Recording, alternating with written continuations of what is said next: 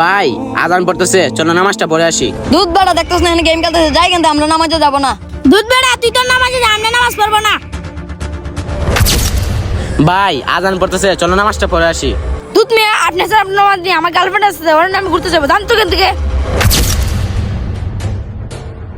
ভাই আজান পড়তেছে, চলো নামাজটা পড়ে আসি। দুধ মিয়া তুই এসে তোর নামাজ নেয়া, এখন গাছ স্কুল ছুটি দিব, আমার ফ্যামিলিকে দেখবো, যা তো এদিকে গিয়া।